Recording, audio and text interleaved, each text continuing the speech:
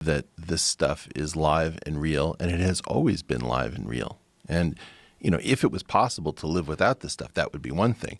But this 75-year nap that we've been in since 1945 is itself the greatest threat to all of us. Right. And our preparedness is just a wonderful indicator where you actually get to see this is the quality of your experts, this is the quality of your leadership, this is what they look like when put under stress.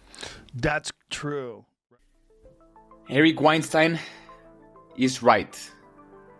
We haven't waken up to the fact that the long nap he discusses is long over. We haven't really adjusted to the reality we currently live in.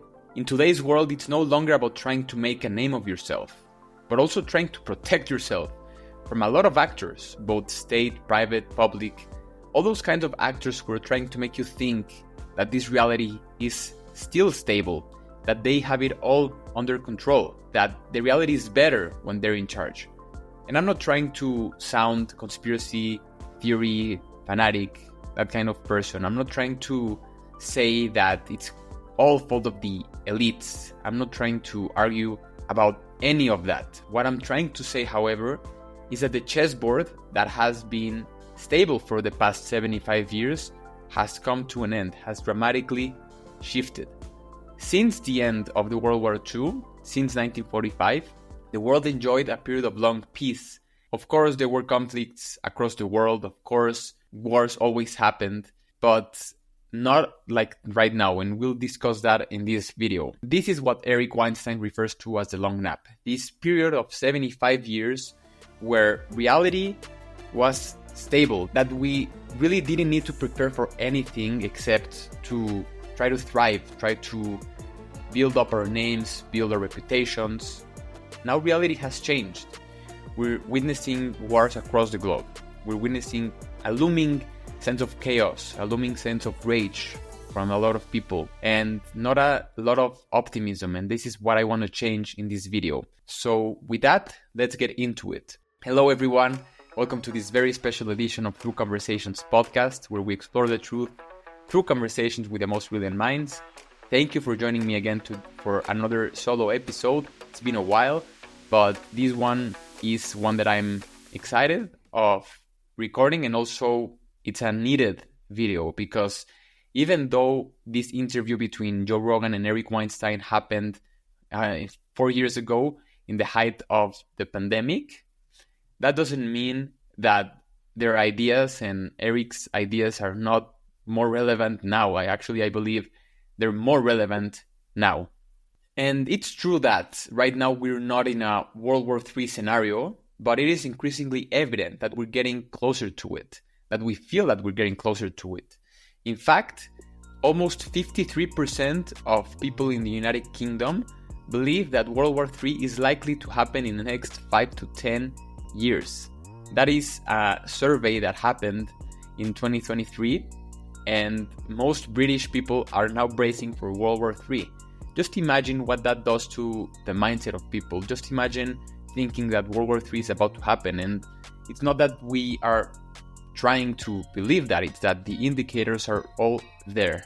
It is important to stress out that stability in this reality has become the exception, is not the norm anymore. With what we're seeing in the Middle East and the spread of lies and the spread of propaganda, and how it is actively influencing the real world, how people behave with one another, how people destroy things, create chaos, and how people see reality, because even though they know deep within them that is being mediated through other actors, such as social media, such as news outlets, they don't really have a touch, a grasping what's happening, for example, in the other side of the world. They just see it through their screens, and the narrative that is being portrayed for them is taken as the absolute truth. We see them through our screens, and we become enraged by them, but we don't see it with our own eyes. And so here the challenge lies in understanding how the chessboard has changed. As we saw in the beginning of the video, we saw how Eric Weinstein expressed concern with the level of preparedness that we had, that the leaders of our world weren't really prepared to lead in this new reality. But of course, he discussed this 4 years ago in the height of the pandemic, but he also touches upon other themes that fall under the umbrella of preparedness. Are we prepared to live in a reality where the United States is not really the leader of the world?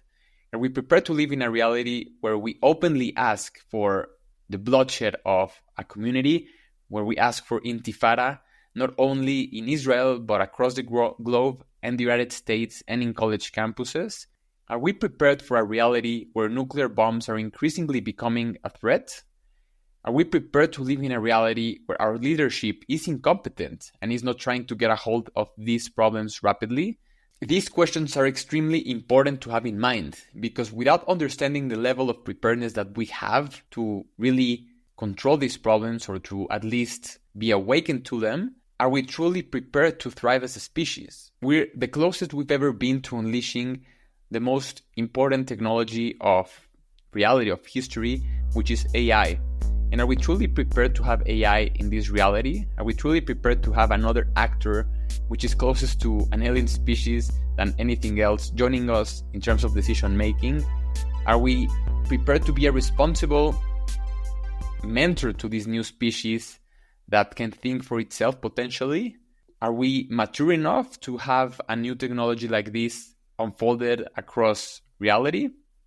Are we prepared to stop living in peace?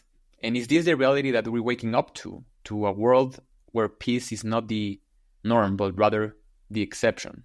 Another theme that Eric Weinstein touches upon when he calls on this big nap, this 75-year period since 1945 after the World War II ended, where we enjoy this stability paradox, where reality has become stable, in a sense, very peaceful, but at the same time the problems have been always looming on the background, and we haven't really paid attention to them. One of those themes is China, and how China is becoming an increasingly powerful actor in reality, a powerful actor that can influence the chessboard. And so, are we prepared to have a world of bipolarity where the United States shares the decision-making table with China? This might not be a problem at all if China and the United States agree to coexist and to live peacefully. But if they're rivals, should we not talk about this more than we are? And another challenge that Eric Weinstein touches upon is the rise of anti-Semitism. In the last moments of his conversation with Joe Rogan, he also touches upon the rise of anti-Semitism that for the last 75 years, since the World War II ended, we didn't really see or pay attention to it. And all of a sudden it's out there. It's exposed and it has exploded. Since the October 7th attacks, the world has awakened to a reality where not only the Jewish people are being alienated and discriminated against, but a lot of people who thrive in terms of democracy and are trying to build a world of freedom are also being alienated. We've seen in college campuses the burning of the American flag and how another flag is being replaced by other flags. And I would like to hear what Eric Weinstein says about this theme and then break it down with you. So you have to look at the big nap as the greatest danger to all of us. And this point about being Jewish is that, to be really Jewish, Ben Shapiro makes a point which is not very popular, which is a lot of people call themselves Jews aren't actually Jews. They're really Jews on the way out. People who can't figure out why they're keeping these traditions up, they sort of like to go 3 days a year, mumble a few words.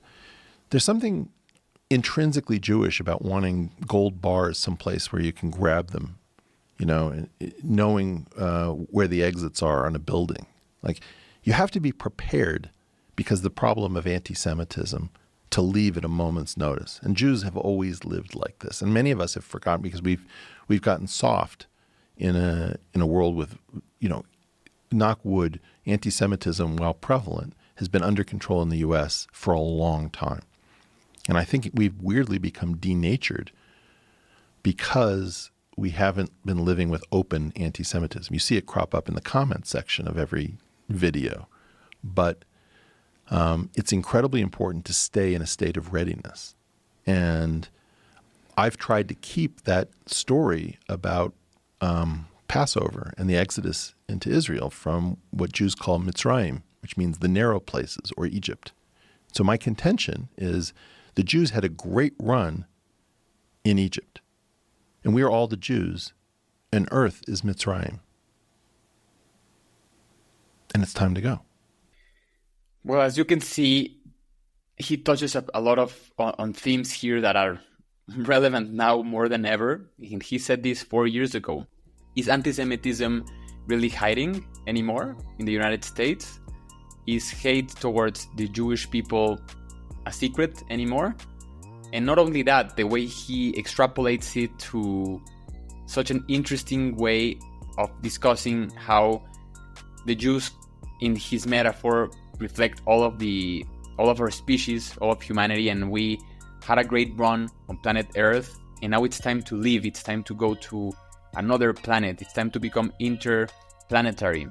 And he then goes on to say that he is concerned that the world is being led by irresponsible leaders.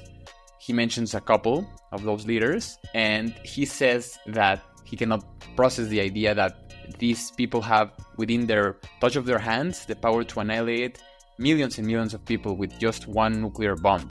So he suggests that humanity has to become interplanetary. We have to explore Mars. We have to explore our ability to get out of planet Earth. And this is not only connected to anti-Semitism, which is a very important theme we have to keep discussing, but it's also important to note how he uses that metaphor to reflect that maybe it's time to go. It's time to leave. Me personally really would love for it to not be the fact that we have to escape Earth because of our own self-made problems, human-made problems. I would love for us to stay here and try to solve them. But maybe he's right. Maybe we have to go. We have to be prepared because the world has changed. Reality has changed, not only for a small segment of people, not only for Jews, but also for the entire world. The tide has changed, and we need to be prepared for that. And some indicators suggest that Eric Weinstein is right about the awakening of the 75-year-long period of this big nap that he shares. And like I mentioned before, a lot of people, almost half of British population, believes that World War III is happening in between the next 5 to 10 years, according to half of the British population. But another indicator that the long nap has finished and we enter this new period of instability is one that Professor Paul Post, a previous guest on the show, suggested when he came for an interview where he said that we're not in a world war, but we are at a world at war, where he suggests that the past 2 years have seen the most conflicts of any time since the end of the Second World War. And he suggests that in the past 24 months, an astonishing number of armed conflicts have started, renewed or escalated, including the war in Gaza, including the war in Ukraine, but also some conflicts that are not really talked about, that should be discussed more, including the conflict between Armenia and Azerbaijan, the Serbian military in Kosovo, against Kosovo, Eastern Congo, and also the conflicts in Ethiopia and the rise of gang violence in Haiti and in Mexico. And not only those, but also the looming possibility of China invading Taiwan. Another indicator is from the United States that suggests that the long nap has changed on an individual scale, that the reality has shifted. We've discussed this in previous videos, how productivity has risen, but wages have become stagnated. But for a growing number of Americans, the reality is that they are living paycheck to paycheck.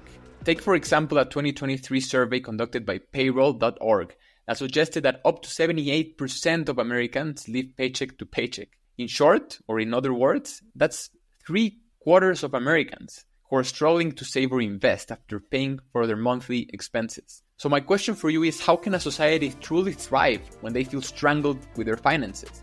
How can all of us not be angry to society at large, not be angry to the world itself, when we can really thrive as individuals because we're concerned about our economic stability, our economic health, when we're working longer hours and we're not saving money? It is, at least on my perspective, logical to be angry at other people. It is logical to be stressed and anxious. It is logical to be angry at the world and want to destroy everything. And also add up to the fact that we're being thrown at us from our news sources all this spill of negativity, of chaos, rather than positivity. And even though it's important to mark that the world has awakened to the long nap, as Eric Weinstein suggests, it is important to know that a lot of people are trying to make us angry, are trying to divide us. And the underlying mechanisms of this anger are related to the economic ability to improve our lives, as discussed previously. That we're becoming more isolated. We're not engaging and interacting with more people, because that's also a problem. We're engaging more with our screens than with people in the real world. And so we have to awaken to this long nap. And we have to realize that the chessboard has changed, that Eric Weinstein was right. How do we awaken to this new reality? How do we awaken from the long nap in a good sense? It doesn't necessarily need to be chaos. I'm not advocating that we have to embrace chaos, that we have to destroy everything. I'm saying all of the contrary. We have to awaken to this new reality, and by doing so, we can build a world that is optimistic, that is prosperous, that is peaceful. We have to engage with people outside of the screens. We have to meet people offline. We have to touch grass and not touch screens. We have to realize that when we talk to people in the real world, you notice that these themes of anger and of chaos are really not there when we engage with them one-on-one, that they just stay in the realm of the internet. But we also have to awaken to the fact that we can decide, that we can have a sense of agency in deciding what future can we build. Is it a future of optimism? Is it a future of peace? Is it a future where we can be prepared but also thrive? We can always be prepared. That doesn't mean we have to be in edge against other people, to be in edge against our own ideals. We can choose not to destroy everything. Because at the end of the day, like you will see in my conversation next week and at the next episode with a brilliant guest, he says that almost all of our problems are human created. And that's a very extremely important insight. If all of our problems are human created, if this anger that we feel amongst one another, if this chaos that it's emerging, the feelings that World War III is closer than ever are human created, that means that we have the power to change reality, that we can also create the solutions to them. We just have to embrace the possibility of working together, of coexisting together.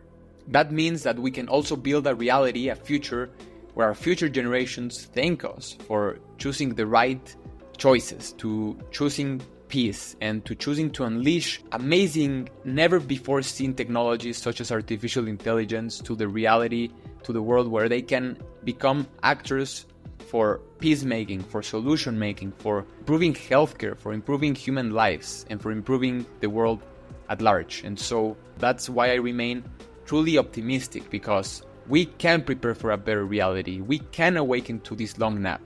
We can do so in the best way possible. We can do so with agency, and we can do so through conversations with one another, with brilliant minds. And so with that, I thank you for joining me for this special edition of Through Conversations. If you enjoyed it, and if you stayed up until this very end, you're truly appreciated. You're a valued member of this community. You're a valued listener, a valued watcher, and I sincerely appreciate it. Not a lot of people stay up until the end of any video. So if you did that, you're amongst the elite in terms of sticking to the end and also appreciating the whole idea, not just a soundbite. And so if you're already a member of this community, please do let me know in the comments. I would love to engage with you, to listen to your thoughts. But also, if you're not part of the community yet, please make sure to subscribe, to spread the word about this podcast Through Conversations with your loved ones. And in that way, we can share reality and we can awaken to a better reality from this long nap. Take care.